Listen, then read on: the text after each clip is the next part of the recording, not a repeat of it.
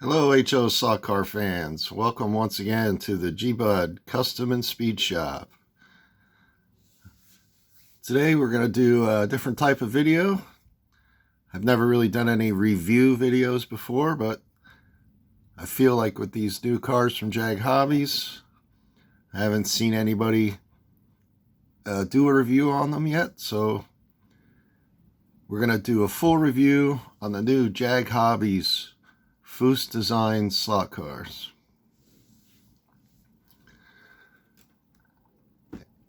And the one I purchased was the 032.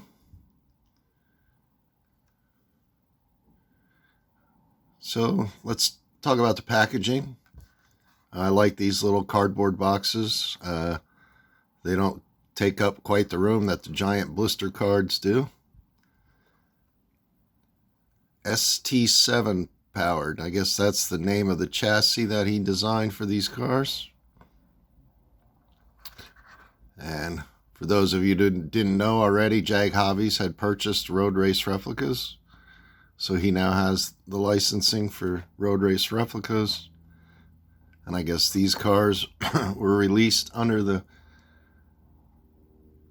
road race replica name. So the origin of these cars, he contacted Chip Foose, had some discussions about making some of his real cars that he designed and built into slot cars. And if you haven't seen it yet, you should look it up on YouTube. There's some awesome video with Chip and his son setting up an AFX racetrack in their shop, and him and his son were racing slot cars on the track. It's a pretty cool video. So it says Series 1 up here, so hopefully there'll be more coming in the future. But for now, all that's available are these four. And according to the bottom of the box, each car will have 1,000 per color. I think there's 4 colors of each, so that's 16 different cars at 5,000. That's 8. So I guess that's 80,000 cars he had made. So I don't think he's going to sell out real quick at 80,000 units, but you never know.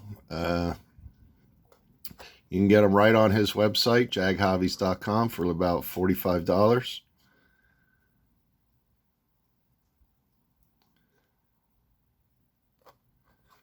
I like the boxes, like I said. You can't really see the front of the car. It would be nice if there was windows in the box on the sides, so you could see the front and the rear, because you can't really see it. You can look through the top, but you can't really see the front of the car. And it's tied down in there. It doesn't jump around. I like the designs that he put on the box. The Foose logo in the background there. That's pretty neat. I guess looks like the car's driving on a roadway there inside. That's nice. I like the info on the bottom. That's cool. And the pictures of the available cars.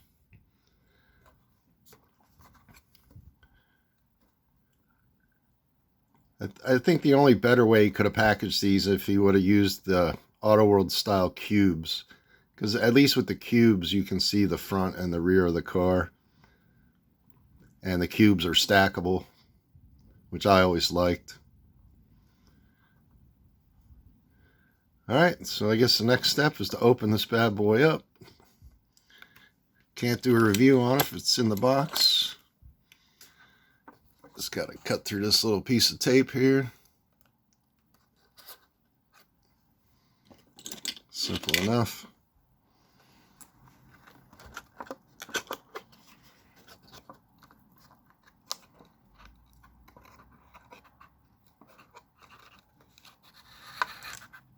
Oh, something fell out.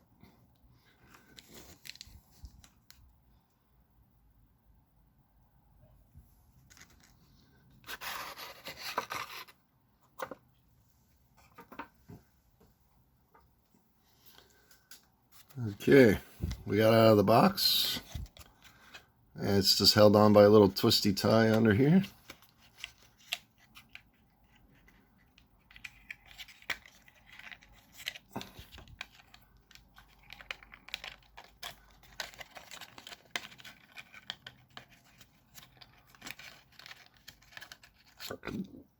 All right.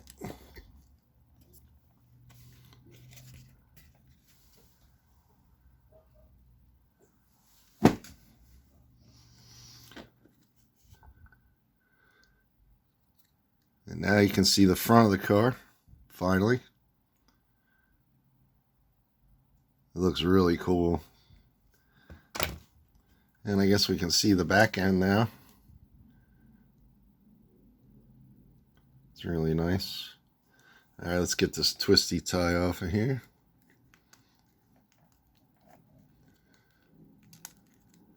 Looks like we might have to take the body off. Body appears to just be held on by this one Phillips head screw.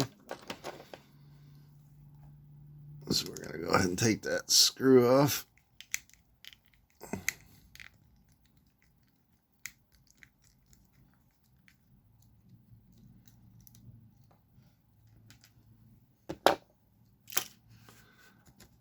And there we go. Now we can take the twisty.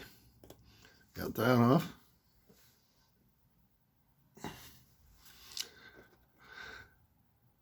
So as you can see, the front axle is actually part of the body.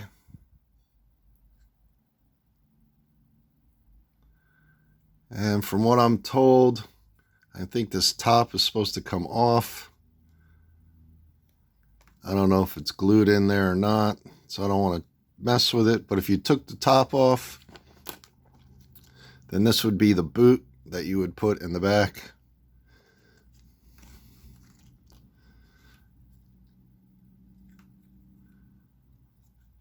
There doesn't appear to be any kind of snap-in latch or anything in there for the top, so I'm assuming that that top is glued on there. Not 100% sure about that, but I don't want to mess with it. The paint job is really nice, even though they didn't have any green. This is a teal color with a black pinstripe separating the silver. This car looks pretty mean. I like it. All right, let's take a look at the chassis. So this is what JAG Hobbies own, ST7 chassis. We got an inline motor there. Don't ask me what ohms it is.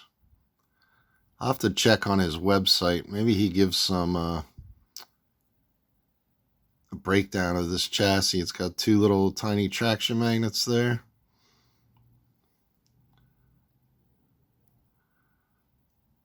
Some pretty long shoes there. A really light tension.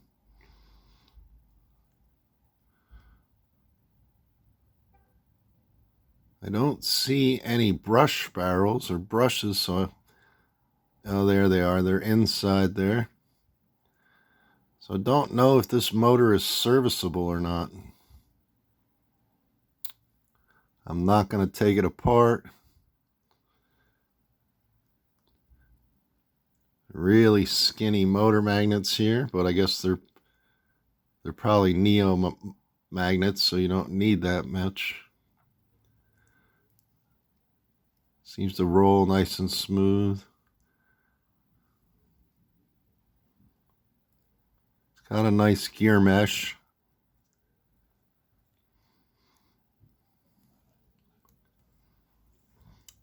These are nice soft silicone tires.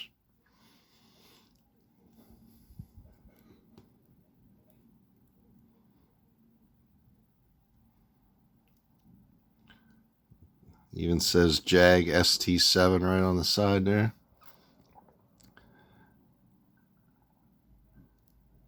I have to commend Jim from JAG Hobbies making his own chassis. He's made lots of several different types of chassis. I mean, you don't see many other companies out there making their own chassis from the ground up. And I'm a huge fan of the JAG chassis. I have a lot of them. I like them. They always run good, so I have no doubt this car should run good. Let's put the chassis back on the body. It says something in here. Road Race Replicas, trademark Foose Design Incorporated. Okay.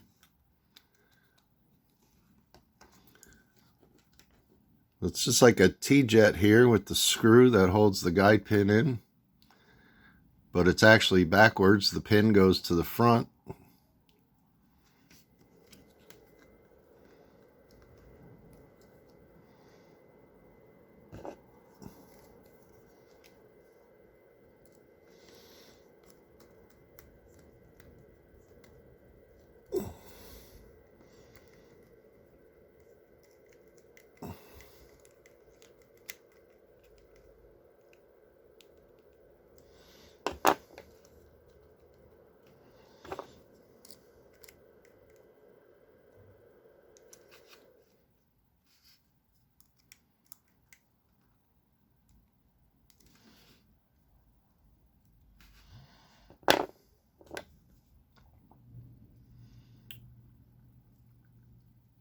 Yes, that's a really long wheelbase.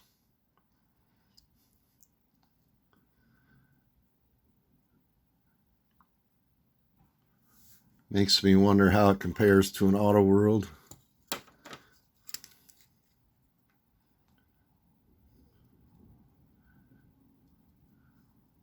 I didn't see any provisions on the chassis for a front axle, but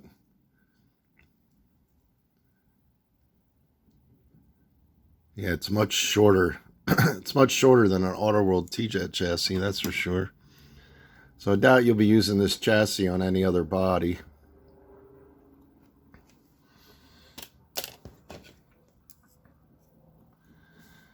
But she does look beautiful, though. That's a beautiful slot car. I don't see many people racing these. I think people are buying these simply for the Foose name and for the look of the car. I can't even see many people taking them out of the box. But in order to do a full review, we got to take it out of the box. So next up,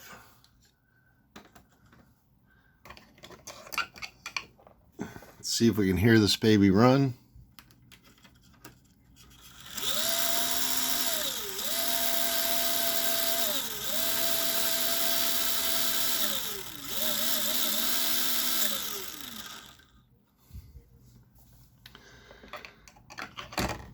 It runs smooth, doesn't seem to be too strong though. Let off the gas, it had a ton of coast, it kept spinning. So I guess in order for me to show you guys the car on the track, I'm going to have to reposition the camera. So give me a minute, we'll be right back. Okay, so I looked the chassis up on JAG Hobbies just to get some info on the chassis, the ST7 chassis. It says here that it's a new inline motor T-Jet chassis, compatible with all Auto World, Dash, Road Race Replica, and Aurora bodies. It has a snap-in rear axle, realistic speeds, fully upgradable and smooth running chassis to replace the standard T-Jet chassis. It's narrower and lower than the standard Aurora T-Jet chassis, which allows for more flexibility with bodies, including lowering the bodies as well as adding interiors. It says this chassis is controllable without traction magnets or resistors. Standard chassis do not include traction magnets. And it says here the wheelbase is 1.34 inches to 1.475 inches. So it doesn't give you like an ohm reading on the motor or what the magnets are. But that's all the info I could find on the chassis. It's right on JAG's website. It says, please share your experiences with these chassis, good or bad, so that we continue to improve them. All right. So that's the chassis info that you can get for it. Now let's try to reposition the camera and run some laps.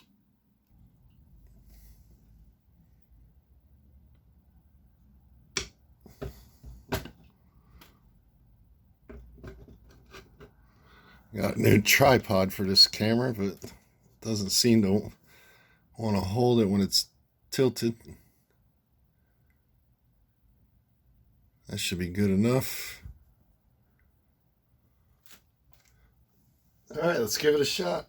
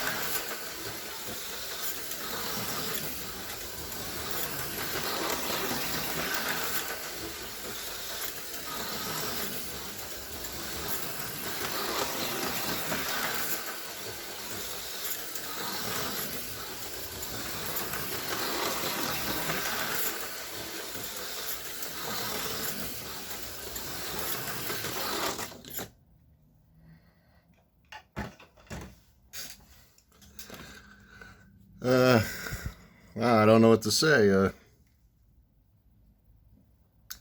Drives super smooth, easy to handle. Well, it does say it's supposed to replicate the original T-Jet chassis, and it seems to run just about as fast as an original T-Jet chassis.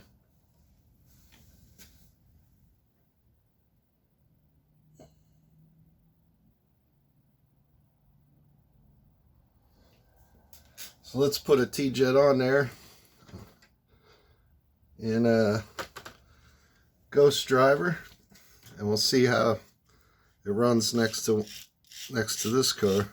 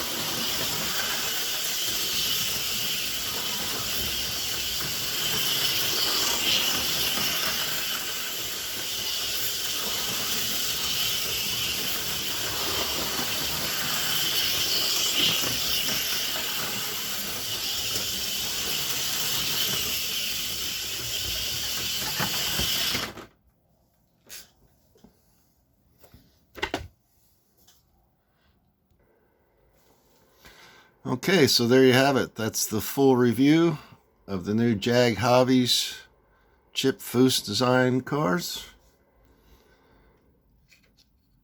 My overall impression of these cars is that while they are beautiful, they are gorgeous cars. This is probably the slowest slot car I've ever driven, fresh out of the pack. Now it does say, it's meant to replace the original T-Jet, so maybe they designed it to go that slow. But it's just like any other chassis, I guess. If you get 4 or 6 of these out on the track and everybody's running the same chassis, you should have a good race. I guess it's kind of a good thing that it's a slow chassis. So if you do happen to de-slot, you're not going to irreversibly damage the car, which is a good thing. In my test drive, I only de-slotted twice, and both times the de-slotting was the front end came out and slid. Now, checking the depth of this pin, oh my God, it's extremely short. It doesn't take much. I don't know if you can see it in here, but it doesn't take much for the pin to come out of the slot. It's a very, very short pin. So that would be the only upgrade I would instantly recommend, would be to put a longer guide pin on it. It does drive really smooth. I mean, for what it is, it handles half decent. I mean, it's not going that fast, so it really, handling isn't much of an issue with these. But yeah, the front end came out on me twice there. And now I can see that, yeah, it's a very, very shallow pin.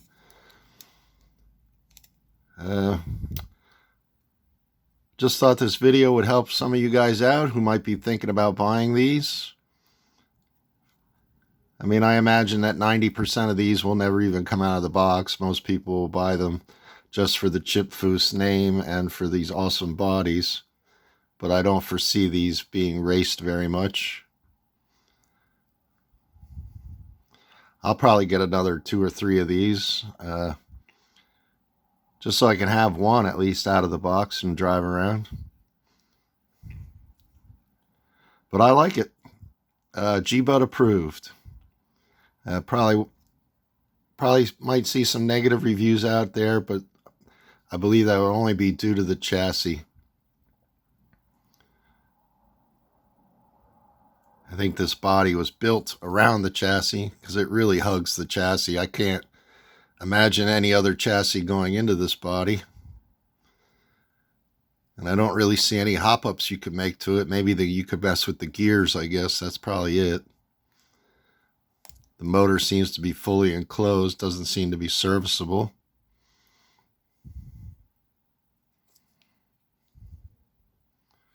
But there you have it. The new Chip Foose cars from jaghobbies.com. Let me know your opinions in the comments. Or if you have any other questions, just let me know. Big thank you and shout out to all my subscribers. Still trying to get up to 500 to have that big giveaway. I have been squirreling away cars for this giveaway. Also plan on doing a bunch of customs for the giveaway. And the only way we're going to get there is more subscribers. So if you're watching this and you're not subscribed, please click the subscription button. It's not a paid subscription. I don't know why they call it a subscription. It's not really a subscription. It's more like a follow, like you're following people online. And with all that said, I'm going to sign off. Hope everybody had a wonderful Thanksgiving. And I hope you all have a great day. And remember to keep your finger on the trigger and your pin in the slot. Have a great day, guys.